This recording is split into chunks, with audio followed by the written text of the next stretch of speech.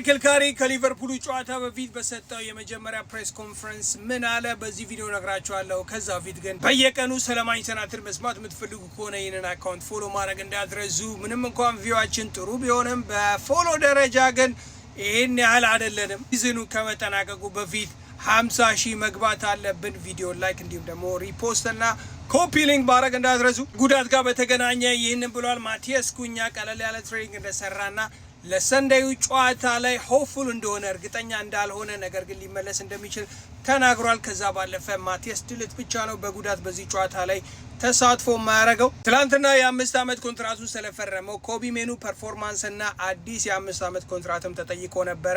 ኮቢ ሜኑን ቆየው ካወቅኩትኝ በጣም ኢምፕረስ የሚያደርገኝ ተጫዋች ነው። በጣም ብዙ ኳሊቲዎች አሉት። ይህ ክለብን በአካዳሚ ተጫዋቾች ላይ የተመሰረተ ስለሆነ እኔ ብቻ ሳልሆን መላው የማንቸስተር ዩናይትድ አመራሮች በዚህ ተጫዋች በጣም ደስተኛ ናቸው በክለቡ በመቆየቱ ብሏል። ከሊቨርፑል ጋርም ስላለው ተቀናቃኝነት ተጠይቀው one of my favorite game በጣም ከመወዳቸው ጨዋታዎች መካከል ይህ አንደኛው ነው። ሁለቱ ቡድኖች በደረጃ ሰንጠረዥ ላይ ያላቸው ነገር አይወስነውም። ይህ ጌም በደጋፊዎች እንዲሁም ደግሞ በተጫዋቹ ዘንድ በታሪክ ደረጃ ትልቁ የማንቸስተር ዩናይትድ እንዲሁም ደግሞ የሊቨርፑልን ተቀናቃኝነት የሚያሳይ ነው ብሏል። ከሊቨርፑልን በተሻለ ደረጃ ስለመጨረስ ሲጠየቅ it shows the improvement of the group በተጫዋቾቻችን ደረጃ መሻሻሎችን ያሳየ ነው። ምንም እንኳን አሁን ሁለቱ ክለቦች ያሉበትን ደረጃ ባቅም የኔ ፎከስ ከሊቨርፑል የተሻለ ደረጃ ይዞ መጨረስ ሳይሆን በእያንዳንዱ ጨዋታ መሻሻሎችን ማሳየት ነው ብሏል። በመጨረሻም ከካሪክ ፕሬስ ኮንፈረንስ ወጣ ያለ ዜና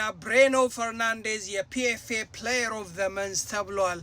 ኦ ማይ ዴይ! ለስንተኛ ጊዜ ነው ይህንን የሚያሸንፈው? በቀጣዩ መስማቱ የምፈልገው ፕሌየር ኦፍ ዘ መንዝ ሳይሆን ፕሌየር ኦፍ ዘ ይር ነው። ካም ኦን ብሩኖ